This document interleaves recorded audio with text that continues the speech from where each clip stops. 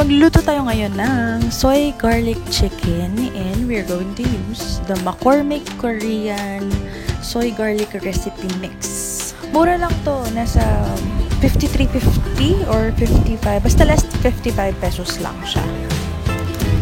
So meron tong kasama butter mix, ma-add mo lang ng water. And then the sauce itself, yung soy garlic sauce. And meron ding instructions paano nyo gamitin. Sobrang dali lang yan gamitin. Ito yung step 1. Dilute na natin yung butter mix sa water. Sabi dito sa instruction 1/4 cup or 60 ml. Pero I suggest bawasan nyo yung tubig kasi sobrang labnaw no mix. Since advisable naman siya sa 1/2 kilo of chicken, okay lang din naman. Pero for me, parang dapat mas bawasan yung water dito. So for the second step, just cook the chicken evenly para pasta siya. Ay malagay lahat na parts na siya. O diba sobrang labnaw. So I suggest bawasan yung tubig.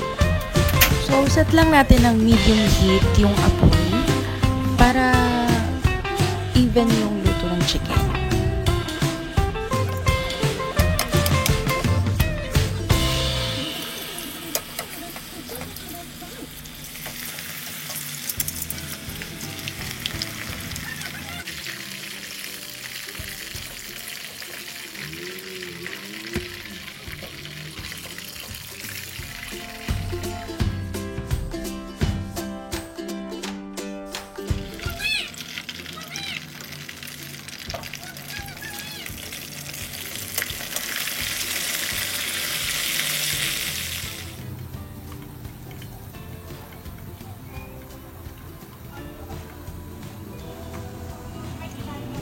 So, let the chicken rest for a while and then get a bowl.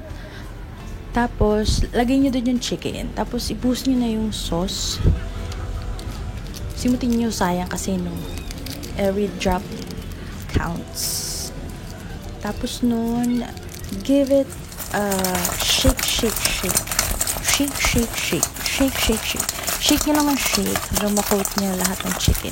Though kulang siya, pwede nyo gamitin. Kung meron kayong extra, pwede nyo gamitin yung sauce cake. Ayan. O, diba?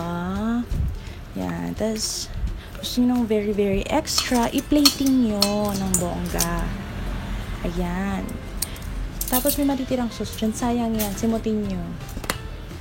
Diba? O. Pak, panalo. Sarap ng ulam nyo.